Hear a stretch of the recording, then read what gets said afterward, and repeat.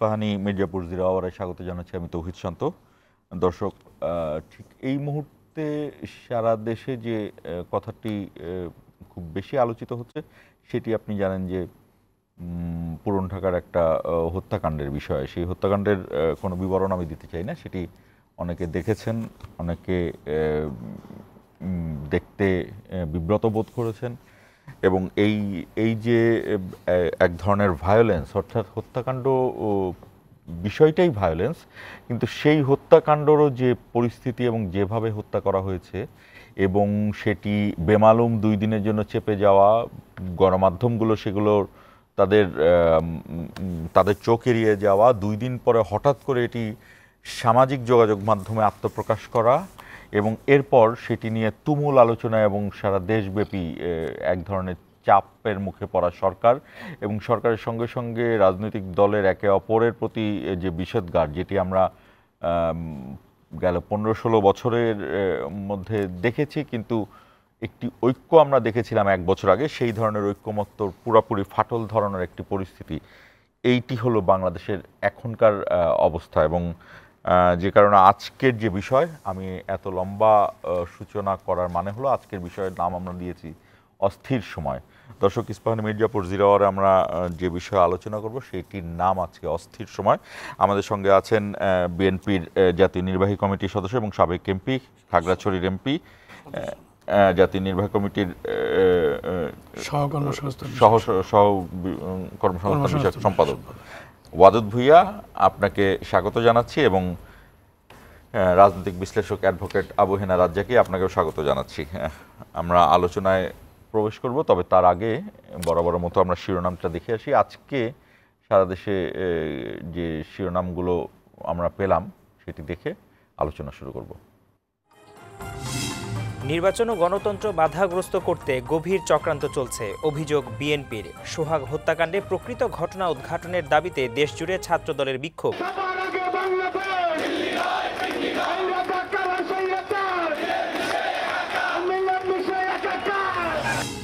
একটি দল ফ্যাসিবাদ এবং মাফিয়াতন্ত্র বাঁচিয়ে রাখার চেষ্টা করছে, অভিযোগ এনসিপির। শত্রু বাংলাদেশের ভিতরে নয়, শত্রু বাংলাদেশের বাইরে রয়েছে। সেই বাইরের শত্রুর বিরুদ্ধে বাংলাদেশের সকল পক্ষকে ঐক্যবদ্ধ হতে হবে। দেশের শত্রুর বিপক্ষে সবাইকে ঐক্যবদ্ধ থাকার আহ্বান। অন্তর্বর্তী সরকারের আমলে জুলাই গণহত্যার বিচার শেষ হবে, আশা আইন উপদেষ্টার। চাঁদাবাজদের ছাড় না দেওয়ার হুঁশিয়ারি স্বরাষ্ট্র উপদেষ্টার। চাংখারপুল হত্যাকাণ্ডের বিচার শুরু, শহীদদের বীর খেতাব চেয়ে হাইকোর্টের রিট। গণভবনে স্মৃতি জাদুঘর উদ্বোধন হবে 5 আগস্ট। এবং জয়ের সিআরআই ও পুতুলের সূচনা ফাউন্ডেশনের নথি চেয়ে এনবিআরে দুদকের চিঠি, অবৈধ সম্পদের অভিযোগে হানিফ দম্পতির বিরুদ্ধে মামলা।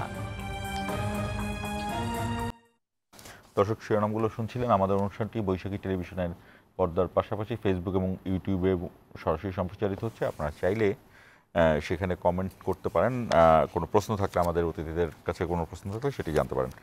আবু হেনা রাজ্জাকী, আপনার সঙ্গে দিয়েই শুরু করতে চাই। ঠিক এই মুহূর্তে দেশের পরিস্থিতি আমি সূচনায় বললাম, এরপর আমি কয়েকটি বিষয় যদি আপনাকে বলি, আপনি সেই বিশ্লেষণটা যদি দেন।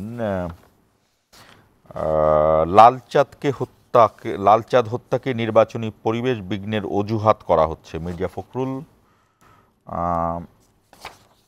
কিভাবে মিটফোর্ডের ঘটনায় গ্রেপ্তার মহিনের সঙ্গে এনসিপি নেতাদের ছবি, বিএনপির নয়, মির্জা আব্বাস। এবং বিএনপির জনসমর্থন ক্ষুণ্ণ করতে ষড়যন্ত্র করছে 2-1টি ইসলামী দল, রিজভি। এইটি হলো 3 জন নেতা, খুব গুরুত্বপূর্ণ নেতা বিএনপির, মির্জা ফখরুল, মির্জা আব্বাস, রুহুল কবির রিজভি। এই 3 জন এই 3টি মন্তব্য করেছে। আপনার মন্তব্য কি এই 3 মন্তব্য শোনার পরে? ধন্যবাদ আপনাকে এবং আমার সহালোচক, বিজ্ঞ সহালোচক এবং আপনার বৈশাখী টিভির সমস্ত দর্শক শ্রোতাকে সবাইকে আমার শুভেচ্ছা। এনসিপির নেতাদের সাথে ছবি, যে প্রসঙ্গটা আপনি বললেন, আমরা দেখছি এরকম যে আপনি জানেন না যে আপনার সাথে একজন লোক চলছে, কিংবা ক্রিমিনাল, আপনি জানেন আপনার বন্ধুও ক্রিমিনাল হতে পারে, এটা কোনো আমি কোনো দোষের ধরছি না। আমি একসাথে বন্ধু, আপনার বন্ধুর কর্মকাণ্ড আপনার পছন্দ হয় না, কিন্তু আপনার রিক্সা এক জায়গায় যাচ্ছেন, তারপরে যখন তারে খোঁজে তখন লাস্ট কোথায় দেখা গেছিল ওর সাথে রিক্সায়, তখন আপনাকে খোঁজে। তো এরকম ঘটনা আমাদের জীবনে বহু ঘটছে। এনসিপির নেতার সাথে যে ছবি, আমরা ছবি দিয়ে এখানে জাজমেন্ট আমি ব্যক্তিগতভাবে নিতে চাচ্ছি না, কারণ উনি সমাজে বহু জায়গায় যায়, সেখানে বহু লোকের সাথে তার ছবি ওঠে। That is not the ground. গ্রাউন্ডটা হচ্ছে আপনি মিটফোর্ডে যে ঘটনাটা ঘটছে, এরকম ঘটনা কিন্তু র্যান্ডম হয়, সারা পৃথিবীতে খুন হয়, কম বেশি সেটা ভিন্ন কথা। মসজিদে রক কাটছে, বাংলাদেশের ঘটনা। আপনার কী কুমিল্লায় কোথায় পিটে 3 জনের মারছে, কারা মারছে সেই ইয়েতে আমি যাচ্ছি না, কিন্তু এটা এত আলোচিত কেন? এটা হলো টাচি ইস্যু। আপনার কাছে 10টা ভিক্ষুক ভিক্ষা চায়, সবাইকে আপনি ভিক্ষা দেন না। যার আবেদনটা আপনাকে টাচ করে তাকে কিন্তু আপনি ভিক্ষা দিচ্ছেন। এইটা খুব মর্মস্পর্শী ঘটনা ঘটছে। এবং আমি ব্যক্তিগতভাবে যদি বলি, কোনো সুস্থ মস্তিষ্কের লোক ওইভাবে পাথর মারতে পারে না, আমার ব্যক্তিগত ইয়ে বলতেছি। এবং আমি দেখতে পারি নাই, 10 সেকেন্ড দেখার পর আমি ওটাকে সরাই দিছি, এটা দেখা সম্ভব না। ফখরুল ইসলাম আলমগীর সাহেবরা যে বলছে নির্বাচনকে বাধাগ্রস্ত করার জন্য চক্রান্ত চলছে, টু সাম এক্সটেন্ট এটা আমি অ্যাপ্রুভ করি, মানে বা আমি মানি। কেন মানি? আপনি একটা জিনিস লক্ষ্য করে দেখবেন, এই যে ইউনূস সাহেব যখন ক্ষমতাটা নিল, ইউনূস সাহেবের সাথে তখন কারা ছিল? ইউনূস সাহেব প্লাস 3 ব্রাদার্স। এই 3 ব্রাদার কারা? বড় ভাই, মেজো ভাই, সেজো ভাই। সেজো ভাই আনরেজিস্টার্ড, আশা করি এখন বুঝছেন। না, আমিও বুঝি। আপনি যদি বিএনপি, জামাত, এনসিপি ধরেন, এরা এই 3টে দলই তো ফ্যাক্টর আজকে পর্যন্ত। ইউনূস সাহেবের সাথে এরা ছিল। আবার সময়ের ব্যবধানে ইউনূসের সাথে 2 ভাই আছে, 1 ভাই নাই। 1 ভাই নাইকে আপনি ধরতে পারেন যে বিএনপি নাই। কেন নাই? এটা বিএনপির অপরাধ নয়।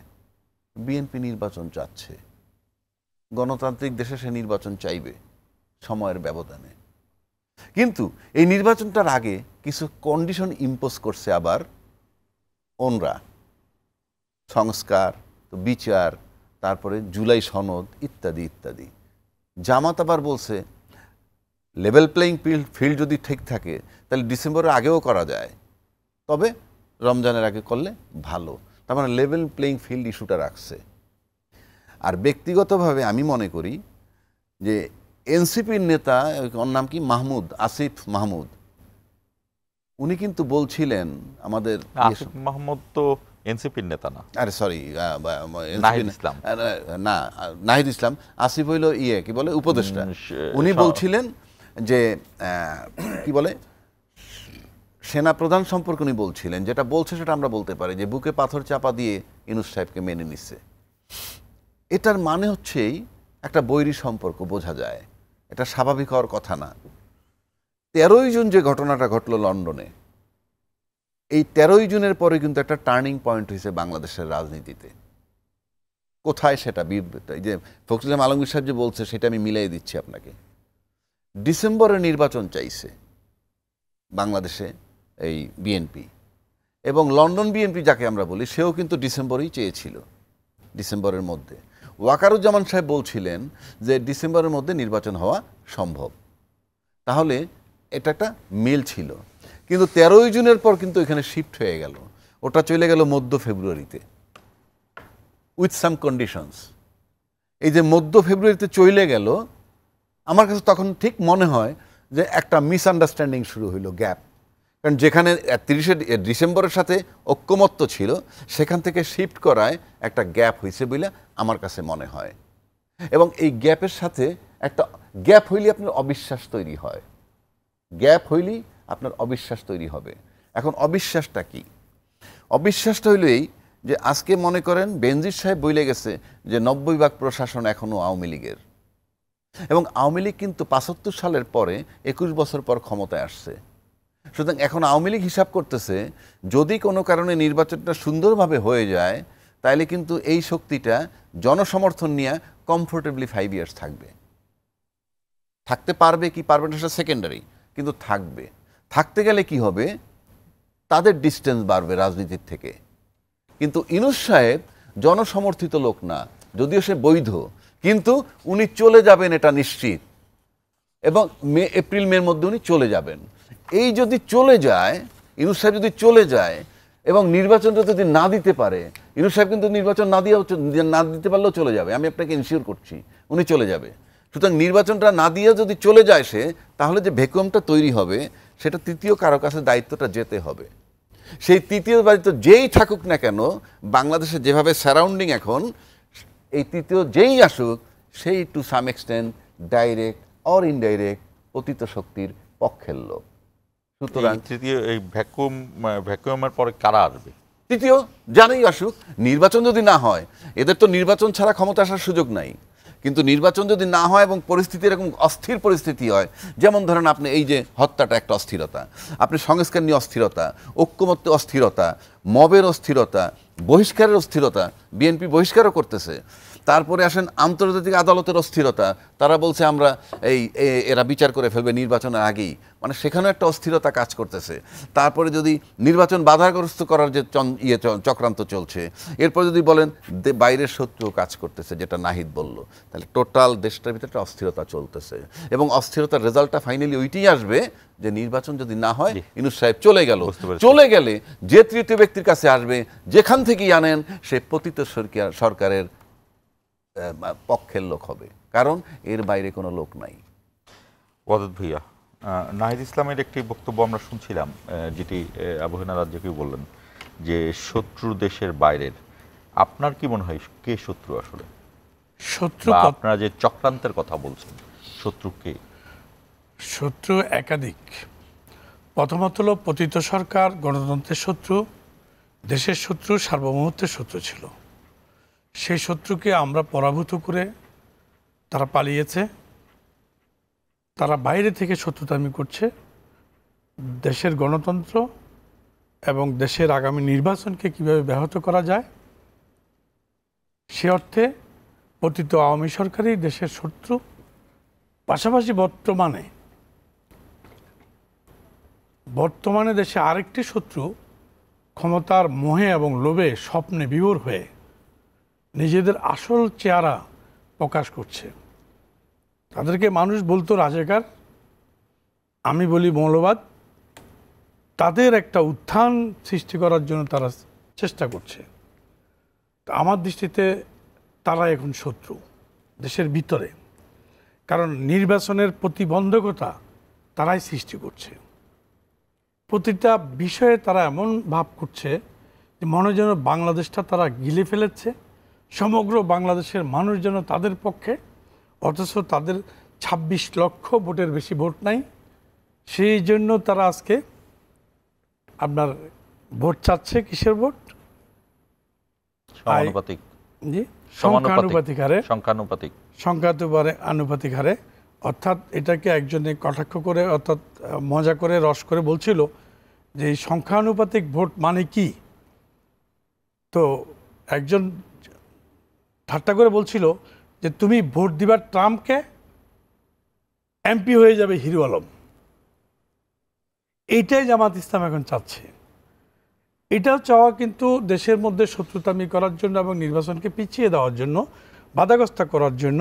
যেই নির্বাচনের জন্য 15টি বছর 16টি বছর আমরা লড়াই করেছি, যেই নির্বাচনের জন্য দেশের ছাত্র জনতা যে গণতন্ত্রের জন্য প্রাণ হারিয়েছে, শিশু 50টার উপরে বাচ্চা শিশু জীবন দিয়েছে, আর সেই গণতন্ত্রের জন্য আজকে নির্বাচন চাওয়া অপরাধ।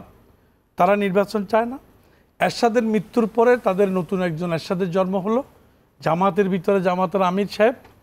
তিনি এখন সকালে এরশাদের মতো সকালে একটা বলেন, বিকালে একটা বলেন, দুপুরে একটা বলেন। যদিও বলতো, এরশাদ বলতো সকালে একটা বিকেলে একটা, আর জামাতে ডাক্তার শফিক সাহেব বলেন সকালে একটা বিকেলে একটা দুপুরে একটা। আপনি নিউজ পেপার উল্টিয়ে দেখেন তিনি নির্বাচনের বিষয়ে কত রকম কথা বলেছেন। একবার বলেছেন রোজার আগে দেওয়া যায়, একবার বলেছেন নির্বাচন আমরা এই মুহূর্তে চাই না, মানি না। একবার বলেছেন কিসের নির্বাচন, নির্বাচন হবে সংস্কার এবং বিচারের শেষে। তো বিচার মানি তো 5 বছর 10 বছরের বিষয়।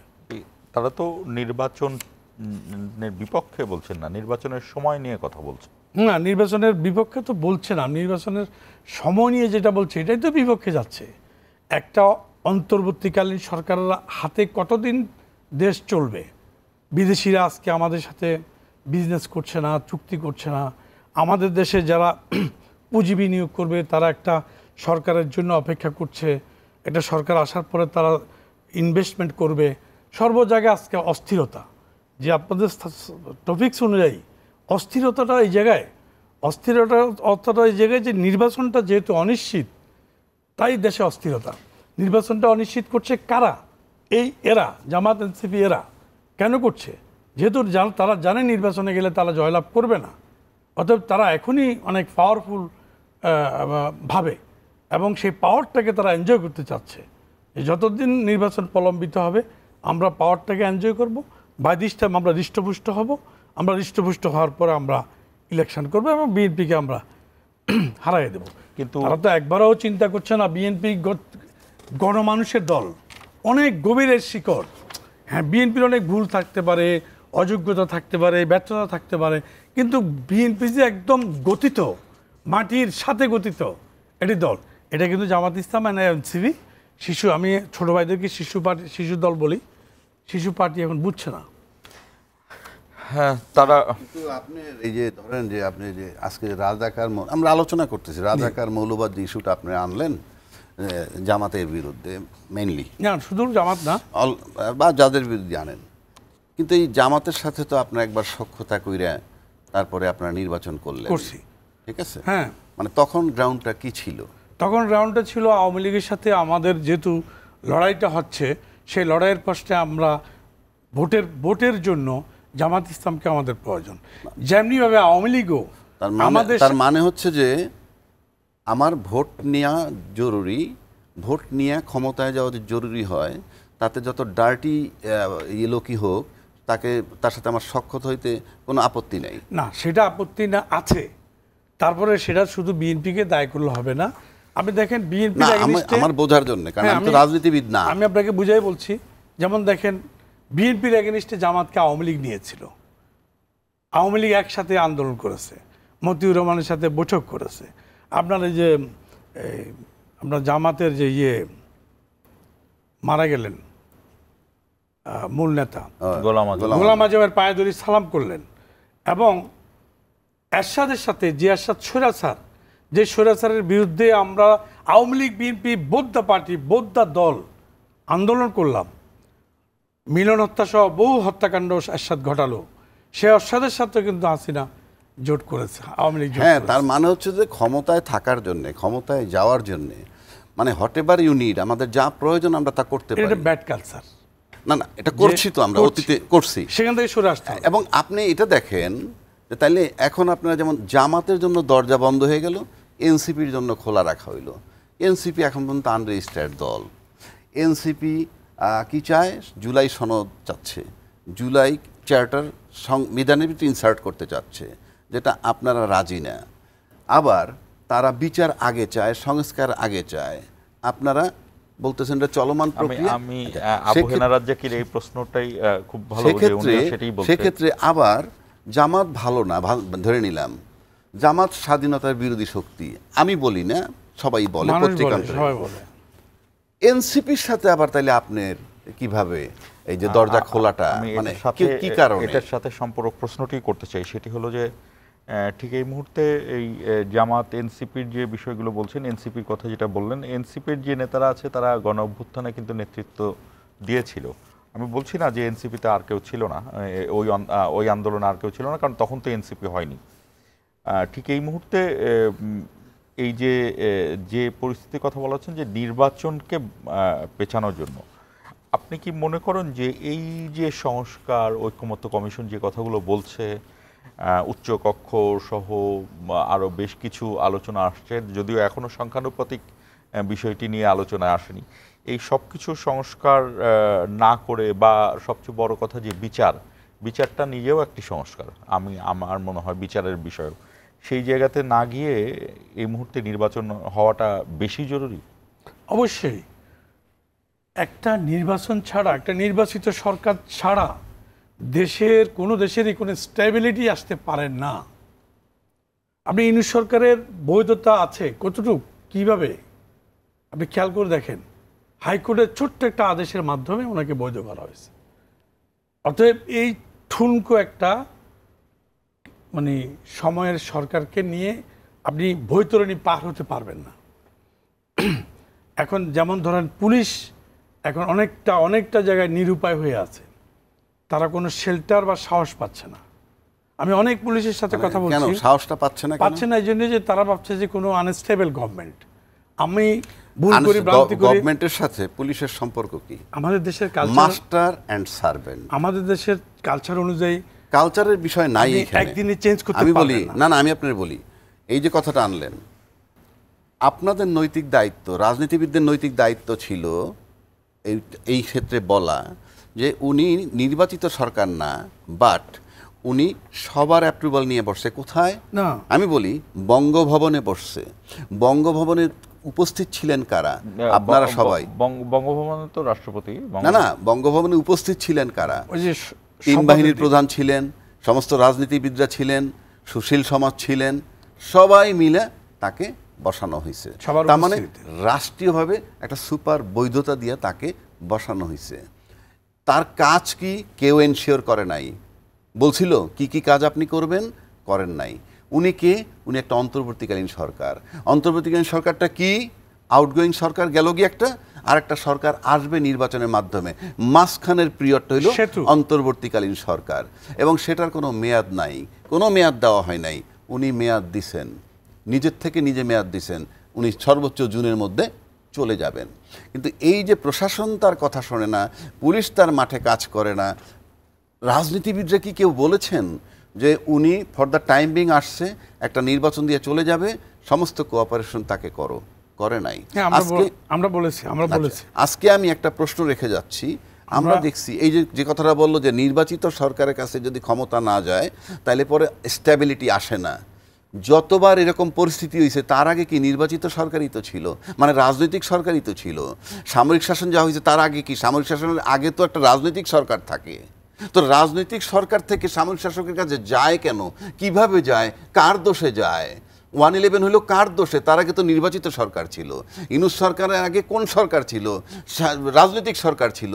দায়টা তো রাজনৈতিক সরকারের। আপনি কি ছিদ্র দিচ্ছেন যেখান থেকে তারা ঢোকার সুযোগ পায়? তার মানে রাজনীতিবিদ মানেই যে সব বোঝেন, সব পারেন, তা কিন্তু নয়। তা না। এখন আসি আরেকটা কথা, আমি একটা জায়গায় আসি, আমরা ছোট্ট একটা বিরতিতে যাব আমাদের ভাইয়া। আমরা বিরতি থেকে এসে আবার যুক্ত হব। দর্শক, 1 মিনিটের জন্য বিরতি নিচ্ছি, আমাদের সঙ্গেই থাকুন।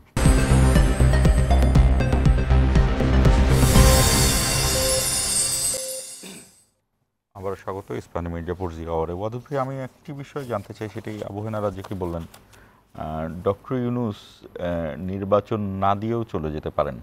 আমি জানি না এটি কোনো আলোচনা আছে কিনা, কিন্তু এটি আবু হেনা রাজ্জাকির কথা থেকে আমি জানতে চাই যে আপনার কি মনে হয় যে ডক্টর ইউনূস নির্বাচন না দিয়েও চলে যেতে পারেন কিনা? আমি ভাইয়ের সাথে একমত। তার আগে আমি একটু বলিনি যে ডক্টর ইউনূস সরকারকে বিএনপি সহযোগিতা করেছে, এখনো করছে। কারণ বিএনপি একমাত্র দল যে দলটা চাচ্ছে ডক্টর ইউনূসের মাধ্যমে যে দেশে একটি গণতান্ত্রিক ধারায় সুষ্ঠু নির্বাচন অনুষ্ঠিত হোক, যেটার জন্য বিএনপি আজকে 16 বছর লড়াই করছে। অর্থাৎ এই ফসলটা, রেজাল্টটা ইউনূস সাহেবের মাধ্যমেই নিতে চায়। কিন্তু আমরা দেখছি দেশের অনেক ক্রাইসিসে, অনেক সমস্যায় এবং ইলেকশন নিয়ে অনেক কিছুতে কিন্তু ডক্টর ইউনূস সাহেব কথা বলছেন না, চুপ আছেন। যে আইন শৃঙ্খলা নিয়ে মনের জন্য কোনো সে নাই, আইন শৃঙ্খলা ভেসে যাচ্ছে, সরকারের কোনো সে নাই, ইউনূস সাহেবের কোনো কথা নাই। এরপর আসেন ইলেকশন নিয়ে, একবার বলছেন তিনি এপ্রিলে হবে, আবার তারেক রহমান সাহেবের সাথে আলোচনা করে এসে বলেন উনি ফেব্রুয়ারিতে হবে। এরপরে আমরা ইলেকশন কমিশনারের মুখে শুনলাম যে প্রধান উপদেষ্টার সাথে প্রধান নির্বাচন কমিশনারের যে দ্বিপাক্ষিক বৈঠক হয়, বৈঠকে এই নির্বাচন নিয়ে কোনো আলোচনাই হয়নি। অথচ তার 2-3 দিন পরেই দেখা গেল ডক্টর ইউনূস সাহেবের প্রধান উপদেষ্টার প্রেস সেক্রেটারি তিনি এসে বললেন মিডিয়াকে যে নির্বাচনের প্রস্তুতি ডিসেম্বরের মধ্যে নেওয়ার জন্যই ডক্টর ইউনূস সাহেব সিদ্ধান্ত নিয়েছেন। তো তাহলে ইউনূস সাহেবের প্রেস সেক্রেটারি বলবে কেন এটা? এটা তো বলবে election commissioner, chief commissioner, either Yunus সাহেব নিজে বলবে। কিছু কিছু বিষয় তো আছে যেগুলো একদম head of the state, head of the government, head of the institution, তারা বলবে। সেখানে প্রেস সেক্রেটারির কাজটা কি? এবং ডক্টর ইউনূসের সাথে বৈঠকের প্রধান অ্যাডভাইজারের বৈঠকের পরে কিন্তু প্রধান অ্যাডভাইজারের সাথে বৈঠকের ওখানে চিফ ইলেকশন কমিশনার বললেন যে নির্বাচন নিয়ে কোনো কথা হয়নি, নির্বাচনের তারিখ নিয়ে বা নির্বাচন বিষয়ে কোনো কথা হয়নি। তাহলে কি দাঁড়ালো? নির্বাচন অনিশ্চিত, কথা উপরে বাইরে যায় আসুক, নির্বাচন যারা বাস্তবায়ন করবে তাদেরকে সাথে এখনো পর্যন্ত দায়িত্বশীল কেউ কোনো কথা বলছে না।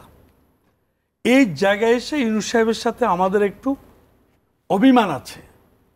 আমরা ইউনূস সাহেবের বিরোধী না, তবে দেশের যে অবস্থা, আইন শৃঙ্খলা সহ যাবতীয় যে অবস্থা শুরু হয়েছে, যেভাবে মৌলবাদের উত্থান করার চেষ্টা করছে, দেশি বিদেশি যে চক্রান্ত চলছে, আপনি মনে করেন যে সাম্প্রতিক 2-3 দিনের ঘটনার মধ্যে দেশি বিদেশি কারো হাত নাই?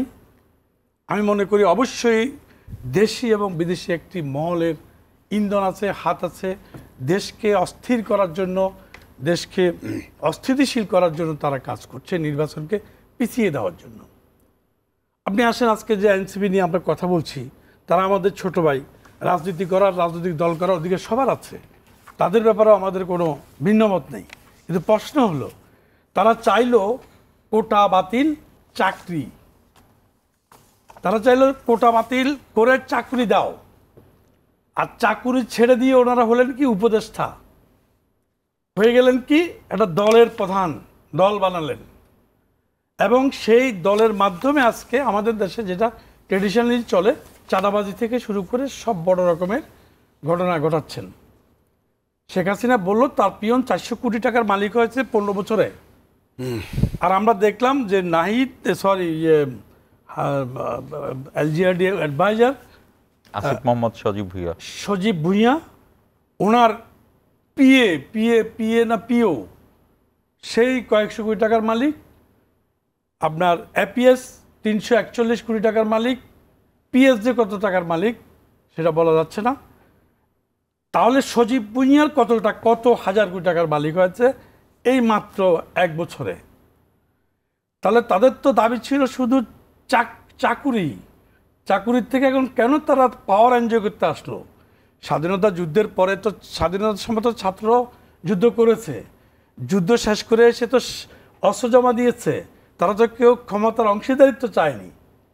এটাকে যদি আমরা দ্বিতীয় স্বাধীনতা বলি, অথবা শত্রুমুক্ত বলি, অথবা গণতন্ত্র পুনরুদ্ধার বলি, তাহলে এই লড়াইয়ে, এই অভ্যুত্থানে যারা আমরা বিজয় হয়েছি, তারা কেন আমরা আজকে অ্যাডভাইজারের অংশীদারিত্ব নিচ্ছি?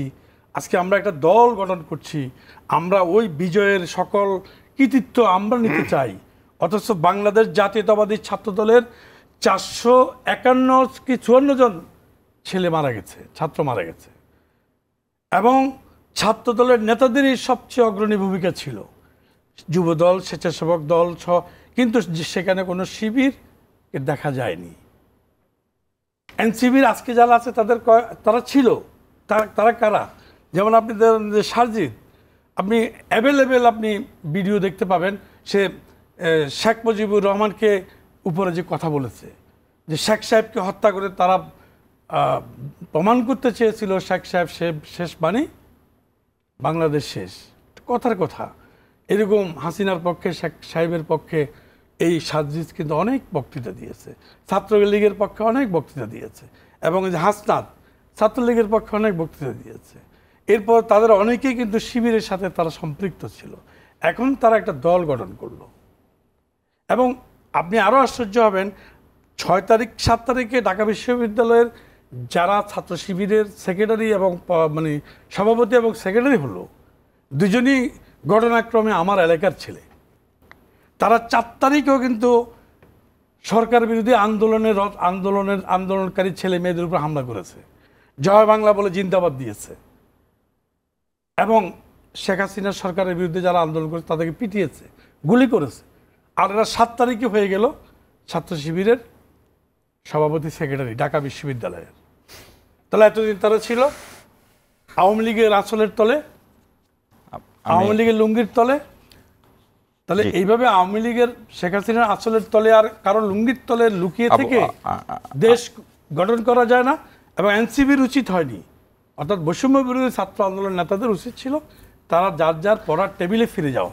ডক্টর ইউনূস সাহেবের, আমি শেষ করে দিচ্ছি, ভাই তো অনেক বলেছেন। ডক্টর ইউনূস সাহেবের উচিত ছিল ছেলেদেরকে বলা যে আমার সন্তানেরা তোমরা দেশকে একটা গণতন্ত্রের বিজয় এনে দিয়েছ, যাও পড়ার টেবিলে যাও। এটা কিন্তু ডক্টর ইউনূস সাহেব বলেননি। আবহাওয়া রাজ্যে কি দেশে চাঁদাবাজি ও দুর্নীতি এখন আরেকটি দল পাহারা দিচ্ছে? নাহিদ ইসলাম একই অনুষ্ঠানে বলেছেন তিনি, পটুয়াখালীর একটি অনুষ্ঠানে। আগে একটি দল চাঁদাবাজ, দুর্নীতিবাজ ও সন্ত্রাসী পাহারা দিত, সেই সিস্টেম ও চাঁদাবাজি এখন আরেকটি দল টিকিয়ে রাখছে। আমরা স্পষ্ট বলেছিলাম শুধু শেখ হাসিনার পতন নয়, এই দুর্নীতি ও মাফিয়াতন্ত্রের পতন চেয়েছি। আপনার এর কথার জবাবটা আগে দিই, তারপরে ভাইয়ের কিছু কথার। চাঁদাবাজ যে কথাটা আনলেন, আব্বাস ভাই বলছে হুজুররা চাঁদাবাজি করে, বলছে করে তো। আমি কেউ চ্যালেঞ্জ করতেছি না, না আমি আপনার সাথে একমত। আর হুজুররা বলছেন বিএনপি চাঁদাবাজি করছে, আবার আরেক দল বলছে এনসিপি চাঁদাবাজি করছে। আমি যদি প্রত্যেকের স্টেটমেন্টারে সত্য ধরি তাহলে সবাই চাঁদাবাজি করে। আমি কি বুঝতে পারছি? সবার স্টেটমেন্ট যদি আমি সত্য ধরি তাহলে সব দল চাঁদাবাজি করে। আপনি তো এক দলের বক্তব্য বাদ দিবেন যে ও মিথ্যা বলতেছে, হবে না। তাহলে সবাই মিথ্যা বলতেছে, আর সবাই সত্য বললে সবাই চাঁদাবাজি করে। 53 বছর যাবত আমরা দেখছি চাঁদাবাজি করে। চাঁদাবাজি দিয়েই দল চলে, সেটা মাত্রা কতটুকু সেটা ভিন্ন কথা। এটার মানে এই না যে আমি চাঁদাবাজি সমর্থন করতেছি। বাংলাদেশে 20 কোটি লোক, আপনি কাউকে চাকরি সব লোকরে প্রোভাইড করতে পারবেন না। আর বাংলাদেশে যেই দলে চাঁদাবাজরে বেশি যদি বলি, হ্যাঁ, what is the difference between donation and চাঁদাবাজি? হ্যাঁ, রাইট। ডোনেশন অ্যান্ড চাঁদাবাজি। ডোনেশনটা হলো যে আপনি ওয়েলকাম জানাবেন যে আমরা এই ওয়েলফেয়ার ট্রাস্ট বা আমরা এই রাজনীতি করতেছি, আমাদের আইডিওলজি তোমাদের যদি পছন্দ হয় তাহলে তোমরা ডোনেট করো, আমরা চালাইতে পারতেছি না। দেখলাম সেদিন এনসিপির এক ছেলে বলছে তারা নাকি সিটি ব্যাংকে একটা অ্যাকাউন্ট করছে এবং তারা বলছে যার কারোর যদি কিছু ডোনেট করতে হয় এখানে করেন। এখন সত্য মিথ্যা তারা জানে। It's a very good procedure, যেটা নিয়ে আপনার কোনো বিতর্ক হবে না। আর একটা হইল যে তুমি আমার এই চাঁদা দিবা, এই চাঁদা চাওয়াটা মব, না দিলে পরে পিটানো, সেটা আর একটা মব। দুইটা মব তো এখানে। এখন আসেন, আমরা পতিত সরকার সম্পর্কে বলি যে লক্ষ লক্ষ জায়গায় স্পটে চাঁদাবাজি করছে এবং আপনার কি বলে সিন্ডিকেট ছিল। তারা তো 5 তারিখে চলে গেছে। এবং আপনি কি বিশ্বাস করেন যে এরকম স্পট ছিল? নিশ্চয়ই ছিল, চাঁদাবাজির স্পট। আপনি তো বিশ্বাস করেন যে সিন্ডিকেটের স্পট ছিল। তাহলে 5 তারিখ যখন তারা চলে গেল, আপনি বলেন তো সেই জায়গাগুলো খালি আছে? না, নাই। নাই। ভুললো কারা? কেউ না কেউ ধরেছে। এই যে ভুললো যারা, তারা কারা? কোনো না কোনো দলের, রাজনৈতিক দলের লোক। আমি দায়িত্ব নিয়ে বলছি, যে লোক কোনো রাজনীতির সাথে সম্পৃক্ত না এরকম কোনো লোক ওখানে নাই। Very simple. যেমন ইসলামী ব্যাংকের মতো ব্যাংক কারা করলো? যাই করুক, এরকম আর কি আছে। আপনি এখন আসেন, দল বানাইলেন। আপনি বলছেন 90-এর যখন অভ্যুত্থান হয়েছিল আপনারা আন্দোলন করছেন, 90-তে আন্দোলন করে বাসায় চলে গেছেন। 90-তে চাঁদাবাজি ছিল না? ছিল। কারা করছে? ওই যে যারা বাসায় চলে গেছে, যাদেরকে অ্যাকোমোডেট করে নাই, তারা করছে। তারা কিন্তু আজকে নেতা। 90 সালের ছাত্র যারা আন্দোলন করছে তখন চাঁদাবাজি ওই মানে পার্টির ছাত্র ওই রকম লোকেরাই করে, তারা কিন্তু আবার আজকে নেতা। কিন্তু এখানে এসে যেটা হয়েছে যে আমরা নতুন বন্দোবস্ত করতে চাই, তাই তারা এখানে বসছে। নাম্বার 1। নাম্বার 2, সংবিধান বলছে কোনো শিক্ষাগত যোগ্যতা লাগবে না কারো এমপিতে। 100% মূর্খ এমপি হতে পারবে। সংবিধানে আছে যে শিক্ষাগত যোগ্যতা লাগবে, তাহলে সে পারবে না কেন? সংবিধান আবারও বলছে, আমি এটা জোর গলায় না, খুব জেদ এটার উপরে, 100% মূর্খ লোক এমপি হইতে পারবে যারা নাকি আইন বানাবে। আমার কষ্ট হয় যখন আমি দেখছি মমতাজ জেনারেলদের সাথে বসে, সেক্রেটারি সচিবদের সাথে বসে কথা বলে। কি কথা বলছে এক আল্লাহ মাবুদ জানে, কি কথা বলছে। বাংলাদেশে বহু রাজনীতিবিদ আছে, সচিবের সামনে দাঁড়ানোর ক্ষমতা নাই, তার ইউনিভার্সিটির মাস্টার ডিগ্রি 3টে আছে। কেন বলছি? দে আর সো ট্যালেন্টেড। সেখানে আপনি শতভাগ মূর্খ লোক আপনি পার্লামেন্টে নেবেন, সেটা আপনারা আজকে পর্যন্ত চ্যালেঞ্জ করেন নাই। এখন পর্যন্ত আমরা সংস্কার শুনি, শিক্ষাগত যোগ্যতা নিয়ে কথা শুনি না। নাম্বার 1, 18 বছরের ছেলে মেয়ে আপনার বাসায় আছে, তাকে থাপ্পড় মেয়েরা পড়তে বসানো হয়, নিয়ে যায় স্কুলে, নিয়ে আসে বাপায় নয়। হ্যাঁ, সে এমপি ইলেকশনে ভোট দেয় কেমনে? সে কিভাবে জানবে কে এমপি হবে, কে আইন বানাবে, কে আইন বানানোর জন্য ফিট? একটা ভুলের দেশে আসি আমরা। তাকে বাসাতে বইলে দিবেন কি অমুকের গিয়ে ভোট দিস, সেন্টারে গিয়ে বলবে কি এরে দে। ওর তো ডিসিশনই নাই। 18 বছরের বাচ্চা যখন ভোট দিয়া এমপি নির্বাচন করতে পারে, যিনি আইন বানাবেন, আমি তো মনে করি 18 বছরের ছেলে সে তো এমপিও হতে পারে। আমি যদি ভোট দিয়ে এমপি বানাইতে পারি, আমি এমপি হতে পারবো না কেন? Very simple. এই সমস্ত জিনিস চেঞ্জ করতে হবে। তারপর আসেন কৃতিত্ব। এই ছাত্ররা কৃতিত্ব নিচ্ছে, দলমত নির্বিশেষে সবাই মিলে কিন্তু ইউনূস সাহেবরে বসানো হয়েছে। এখন 427 জন লোক বিএনপির মারা গেছে জুলাই আন্দোলনে। সব বাদ দিলাম আন্দোলন, সবগুলি যাতা, আপনাদের তো 427টা লোক মারা গেছে। সেই কথাটা সংবিধানে ঢুকাবেন না কেন? বাধাটা কোথায়? আপনাদের লোক 427 জন মারা গেছে, 57 জন, 457 জন। প্রবলেমটা কোথায়? প্রবলেমটা হচ্ছে আবার বলছে কৃতিত্ব ছাত্ররা নেয়। আপনি চক্ষু বন্ধ করে কল্পনা করেন, আমাদের ছাত্র তো আছে, সেটা বলছি না না, এই আলাদা করছে। আন্দোলন চাচ্ছে তো এরা, কৃতিত্বটা নিতে চায় এরা, এনসিপির এরা। সেটাই তো বলছি। কালকে কল্পনা করেন তো, ধরেন আবার আওয়ামী লীগ কালকে শেখ হাসিনা ক্ষমতা, কল্পনা করেন হাসিনা ক্ষমতা এসে বলল, তাহলে হাসিনা তো খুব প্রতিহিংসা পরায়ণ, প্রতিশোধ নেয়। আপনি বলেন তো আন্দোলনের নামে বিপদে পড়বে কারা? কোন নামগুলা? সার্জিস বাঁচবে, হাসনাত বাঁচবে, হান্নান বাঁচবে, কথার কথা। তো যারা আবার আওয়ামী লীগ ক্ষমতা আসলে এই মুহূর্তে কঠিন বিপদে পড়বে, কৃতিত্বের দাবিদার তাদের। কারণ সে বিপদে পড়বে কেন? আর তো কেউ বিপদে পড়বে না। কেন বিএনপি বিপদে পড়বে না? না, বিএনপি 15 বছর, ওইটা অন্য, ওইটা অন্য। 15, এইটাই তো, এই যে কারেক্ট কথা। 15টা বছর আপনাদেরকে নির্যাতন করছে, আয়নাঘরে আপনাদের লোক রাখছে, তারপরে ক্রস ফায়ারে মারছে, বিনা বিচারে মারছে, গুম ফেরত পাওয়া যায় নাই। তারপরেও আমরা এটাকে সরানোর পর এই সংবিধানের ভিতরে কেন অন্তর্ভুক্ত করতে পারবো না? এটা আমার প্রশ্ন। 1, 2, আমি যখন সামনে ভোট দিতে যাব, আমার মতো সাধারণ লোক চিন্তা করবে যে 36 জুলাই আন্দোলন না হলে, 36 জুলাই যে আন্দোলনটা হয়েছে, সেই আন্দোলনটা না হইলে বেগম খালেদা জিয়া মুক্তি পায় না। বেগম খালেদা বিদেশে যায় না চিকিৎসা করতে। প্রধানমন্ত্রীর মতো আভিজাত্য নিয়ে উনি এয়ারপোর্ট ত্যাগ করছেন। আই স্যালুট ওই বাচ্চাদেরকে এবং ইউনূসকে। এটা ওনাদের বদৌলতে হয়েছে। আর তারপরে আসেন, রাখেন আমি শেষ করি, আপনি বলেন। শুধু ওনাদের বদৌলতে না, বিএনপির 15 বছরেও আন্দোলন। এটা আমি তো এডমিট করছি, আপনারটা টার্নিং পয়েন্টটা ধরতে হবে। Turning point, B practical. BNP তো আন্দোলন করছে, যদি বলি মইনুল হোসেন রোড থেকে, যখন ভাই আমার খালেদা জিয়ার প্রতি একটা মারাত্মক শ্রদ্ধা আছে, আমি কষ্ট থেকে বলতেছি, এতে বিএনপি যা মাইন্ড করে করুক গিয়ে, আপনার যখন মইনুল হোসেন রোড থেকে তাকে বের করে দেওয়া হয়, কোনো লোক তো নিহত হতো দূরের কথা, কেউ আহত হয়েছে? একটা লোক আহত হয় নাই। সে মাথার তাজ, নেত্রী, তার জন্য আপনি একটা লোক আহত হয় নাই।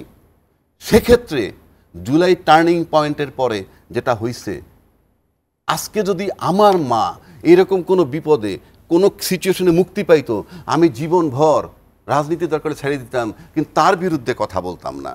কারণ আমি এই আমার মায়ের যে বেনিফিটটা আমি পাইছি, এইটা আমি কি করে ভুলবো?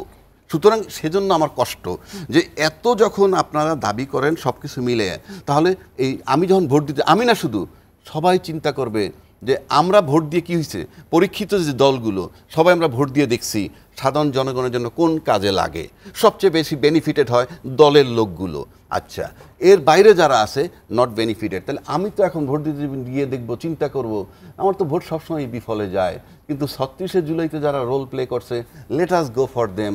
কারণ যারা এটাকে ইনসার্ট করবে না সংবিধানে, আমি তো এটা মেনে নিতে পারবো না। আমরা ছোট্ট একটা বিরতির সময় হয়ে যাচ্ছে। না সেটা ঠিক আছে, আমরা বিরতি থেকে আমরা ফিরে তো ওয়াদুদ অসুবিধা ভাইয়া করছি না। নো আমি তো এটা মেনে নিতে আমরা পারবো তো না। ইউনূস সাহেবকে মেনেই নিচ্ছি, মেনেই তো কাজ করছি এবং সাপোর্ট দিচ্ছি। ইউনূস সাহেব আমার সাবজেক্টই না না। মানে এই সরকারকে, ইউনূস সাহেব সরকার এই সাবজেক্ট সরকারকে, না, এবং সরকারও আমার সাবজেক্ট আমরা না। যদি সাপোর্ট না দিতাম আমি সরকার তো এতদিন টিকতেই পারে এই তো তাহলে এরপরে বললো কালকে নামাই দিতে হবে সরকার। আমরা কেন? একটু ছোট্ট একটা আমরা বিরতি যাই। নিচ্ছে, বিরতি থেকে ফিরে থাকুক। আবারও আলোচনায় আসবো, ওয়াদুদ ভাইয়ার কাছে আসবো। থাকুক, দেখি না না না যাবে এমনি। দর্শক আপনি যেটা আমরা বলছেন ছোট্ট একটা বিরতি নিচ্ছি, আমাদের সঙ্গেই থাকুন।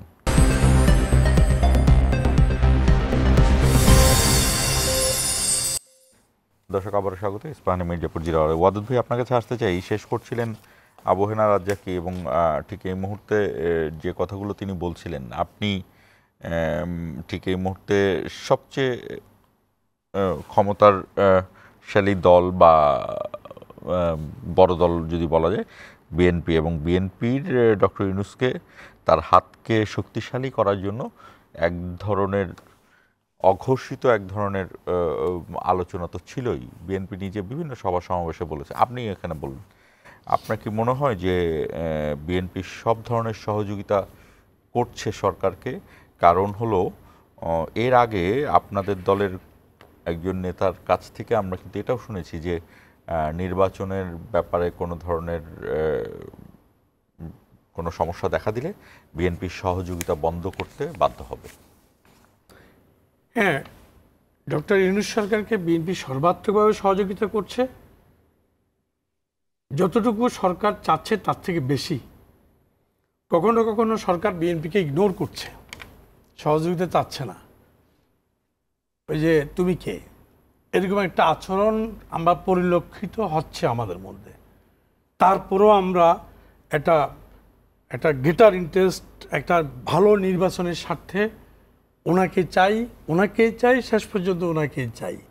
কিন্তু পরিস্থিতি ওই আপনি যেটা বললেন যে যদি তিনি না নেন আমাদের সহযোগিতা, এগেন এন্ড এগেন না নেন, এবং তিনি ভিন্ন উদ্দেশ্য প্রণোদিত শক্তির দ্বারা প্রভাবিত হন, তাহলে কিন্তু এই যে রেজা ভাই যেটা বললেন, ওনাকে নির্বাচন শেষ করার আগেই হয়তো পরিবর্তন আসতে পারে।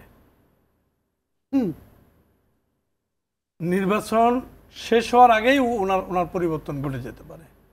সেটা আমাদের কারণে নয়, সেটা আমি একবার বলেছি দেশি বিদেশি একটি শক্তির কারণে,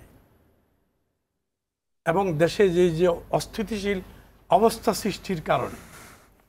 এই অস্থিতিশীল এই যে কালকে যা হলো, জিয়াউর রহমানের ছবিতে পা দিয়ে মারালো, তারেক রহমানকে গালি দিল, আগেকার ভিডিও না না না না না আগেকার ভিডিও না, এই পরশু দিনের ঘটনা।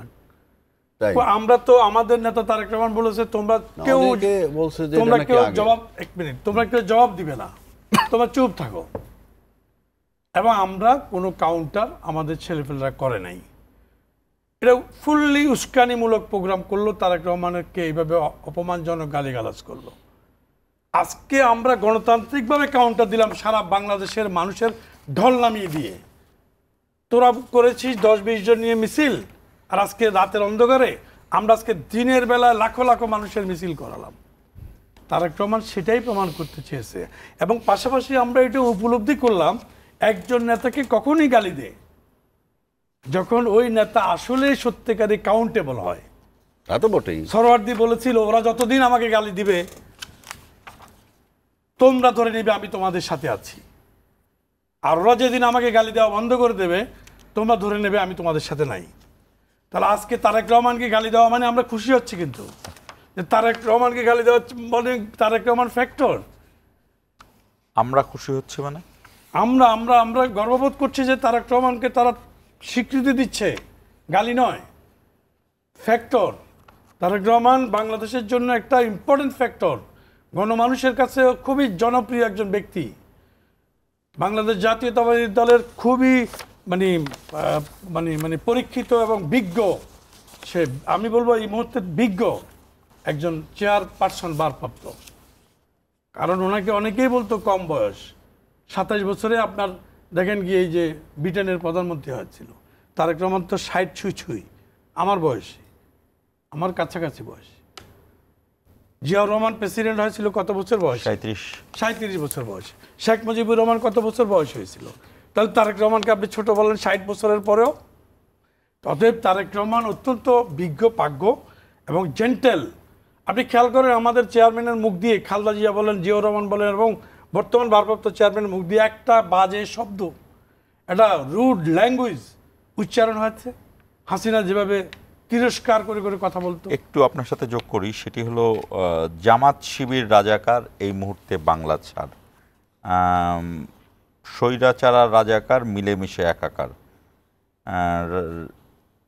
দিল্লি গেছে স্বৈরাচার, পিন্ডি যাবে রাজাকার। জামাত শিবির রাজাকার এই মুহূর্তে বাংলা ছাড়, এই স্লোগানটি এর আগেও হতো, এটা অনেক দিন ধরে হচ্ছে। সেটা আজকে বাংলাদেশ স্বাধীন হওয়ার পর থেকে স্লোগানটা হচ্ছে। কখনো বামরা দিয়েছে, কখনো ইউনিয়ন দিয়েছে, কখনো আমরা দিয়েছি, কখনো ছাত্রমূর্তি দিয়েছে, আওয়ামী লীগ তো দিয়েছেই সারা জীবন। এটা ট্র্যাডিশনাল স্লোগান। আমরা একটু এবং দিল্লি তো অলরেডি ঘুরে আসছে জামাত। ভারত গেছে আওয়ামী লীগ, দিল্লি গেছে জামাত, অর্থাৎ জামাত তো ওখানে গিয়ে আলাপ করে আসছে। আমি একদম শেষ প্রান্তে, জামাতের মিটিং এ আপনার উপস্থিত হয়, বক্তব্য দেয় কালবেলার সম্পাদক, তিনি কে? আচ্ছা, আবু হেনা রাজাকে আমি 1 মিনিট সময় দিচ্ছি, এর সময় পাবো, আর 50 মিনিট আমাদের অতিক্রম হয়েছে।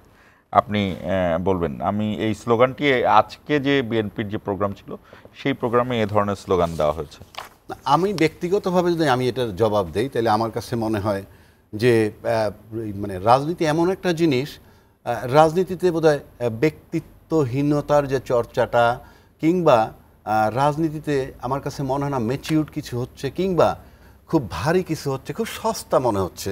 কারণ আজকে সে আমার বন্ধু, কালকে তার আমি রাজাকার বলবো, আবার সময় হলে তাকে ফাঁসি দিয়ে দিব। মানে এই যে ওয়েটা, আমি তো স্থির, মানে এখানে অস্থিরতা, মানে আমি কখন কি বলবো। কিং কর্তব্য বিমূঢ়, সবচেয়ে বড় দল তারাও কিং কর্তব্য বিমূঢ়। যারা আপনার বন্ধু ছিল, তাদেরকে নিয়ে আপনার ক্ষমতায় জোট করছেন, তার অ্যাটলিস্ট আমি যা রাজাকার দোসর এগুলো বলবো কেন, আমি বলবো কেন? কারণ সে তো আমার সাথে ছিল এক সময়। সে যে গতকাল আমাকে গালি দিয়েছে। ঠিক আছে, আপনি তো একটু আগে বললেন যে গালি দিলে আমরা সেটা আমরা বড় দেখে আমাদেরকে গালি দেয়, আর ওই গালি আপনি আমলে নিবেন কেন? আমি যদি তারেক জিয়ারে গালি দেই, এটা আমলে নেওয়াই উচিত না তার। কারণ কোথায় তারেক জিয়া, কোথায় তারেক জিয়া? সে জিয়াউর রহমান সাহেবের ছেলে, তার মা প্রধানমন্ত্রী ছিল, তার বাবা স্বাধীনতার ঘোষক, তার তো তুলনাই হয় না। সেই ঘর এত বড় একটা দলের নেতৃত্ব উনি দিতেছেন, আমি গালি দিলে কিচ্ছু আসে যায় না। ইউনূস সাহেবের অথর্ব বলতেছে বহু লোক, ইউনূস সাহেব কিন্তু তার সিদ্ধান্ত অটল। আমি সবশেষে বলে দিচ্ছি, যত রকমের কথা বলেন, যত ইউনূস সাহেব সহযোগিতা করেন কি করেন না, যেমন একটা খুনের ভিতরে আমি ইনভলভ কিনা পুলিশ জানে কি জানি না, কিন্তু আমি ইনভলভ কিনা সেটা আমি জানি। সুতরাং আপনার ইউনূস সাহেবকে সহযোগিতা করতেছেন কি করতেছেন না, কেউ না জানুক, আপনারা জানেন। আমি আপনাদের স্বার্থে বলতেছি, যে কোনোভাবে পিঠ পোছাইয়া, তেল মাইখা, এনসিপির তেল মাইখা, অমুকের তেল মাইখা নির্বাচন যে একটা নিতে পারেন, ক্ষমতার স্বাদ পাবেন। নয় পরিস্থিতির সামনে যা আছে, ইনশাআল্লাহ তাআলা উনি নির্বাচন না দিয়ে গেলে কিচ্ছু আসা যায় না। তৃতীয় ব্যক্তির কাছে ক্ষমতা গেলে আপনার আবার কিন্তু ক্ষমতার স্বাদটা মিনিমাম 2-3 বছরের জন্য হারানোর সম্ভাবনা থাকবে। স্বাদের বিষয় না, আমরা স্বাদের বিষয় না, স্বাদ তো বটেই। স্বাদ যদি না হইতো তাহলে তো এই বিচারটা করা দরকার, যে বিচারটা ইউনুস করতে পারবে, অনেকেই বাংলাদেশে পারবে না। এই যে আজকে যদি আমি ওইটা ধরি, সংস্কার ইউনুস সাহেব যদি না করেন, করতে পারবে না। কারণ 53 বছর পরীক্ষিত, আমরা পারি নাই। সংস্কার কি একটা চলমান বিষয়? সংস্কার কি ঠিক আছে দাদা, ওইটা আমি মানি, কিন্তু আমরা পারি নাই। সংস্কারের জন্য অনেক সময় দরকার। 53 বছর গেছে, 53 বছরে 17 বার অ্যামেন্ডমেন্ট হয়, একটা চটি স্বৈরাচারী বই হয়েছে, যেই বইটা আপনাকে স্বৈরাচার বানায়। সুতরাং আজকে প্রথম ঠিক করতে হবে সংবিধান। দেশে কিন্তু সংবিধান নাই, ইউনূস সরকারের সংবিধান নাই, উনি সংবিধানের সরকারই না, উনি অন্তর্বর্তীকালীন সরকার। উনি এখন যা বলতেছেন সেটা সংবিধান। আপনার সংবিধান কই? কালকে যে নির্বাচন করবেন, কিসের ভিত্তিতে? সংস্কার করতে হবে না, একটা পুস্তক বানাইতে হবে তো। আমরা তো বলছি সেই ঠিক আছে, মানে অল্প, মিনিমাম প্রয়োজনীয় সংস্কার আমরা চাই। সেটা তো সীমা লাগবে, কিন্তু সংস্কার কালের পর কাল চলবে। ওই সংস্কার ভূঁইয়া, আবু হেনা রাজ্জাকে, আপনাদের দুজনকে আবারও ধন্যবাদ জানাই। দর্শক, ঠিক এই মুহূর্তে দেশে যে আলোচনায় চলুক না কেন, শেষ পর্যন্ত নির্বাচনই হলো একটি আধুনিক যে পন্থা, সেই পন্থায় দেশের ক্ষমতার পালাবদলের। কিন্তু ঠিক এই মুহূর্তে নির্বাচন হওয়ার মতো পরিস্থিতি আছে কিনা সেটিও রাজনৈতিক দলগুলো নিশ্চয়ই বুঝবে। এর মধ্যে বাংলাদেশে এখন যে রাজনৈতিক দলগুলো সক্রিয় তার মধ্যে সবচেয়ে বেশি অভিজ্ঞ, অর্থাৎ সরকারি দলে একাধিকবার ছিলেন বা সরকারে ছিলেন, সেটি হলো বিএনপি এবং বিএনপির নেতারা। বিএনপির নেতারা জানেন যে রাষ্ট্রের কোন কোন পরিস্থিতি থাকে, সরকার চালাতে গেলে কি কি সমস্যা হতে পারে, কি কি সমস্যা সমাধান করতে হয়। তেমনি বিএনপির নেতারাই জানেন যে একটি সরকারকে অসহযোগিতা কোথায় কোথায় করা যায়, কোথায় কোথায় অসহযোগিতা করলে সেই সরকার বিপদে পড়তে পারে, সেই সরকারকে চাপে রাখা যায়। সেই জায়গাগুলো নিশ্চয়ই বিএনপি যেভাবে মূল্যায়ন করবে, অবশ্যই জামাত ইসলামীকেও মূল্যায়ন করতে হবে বা এনসিপিকেও মূল্যায়ন করতে হবে। যে সরকারের পতন ঘটিয়ে গণতন্ত্র পুনরুদ্ধারের স্বপ্ন দেখা হচ্ছে, তারা কিন্তু এখনও সক্রিয়, কারণ তাদের বিশাল একটি নেটওয়ার্ক রয়েছে, সেটা দেশে এবং বিদেশে। এই জায়গাগুলো নিশ্চয়ই রাজনীতিবিদরা মাথায় নেবেন। এই প্রত্যাশা রেখে শেষ করছি। ইস্পাহানি, মির্জাপুর, 0 আওয়ার।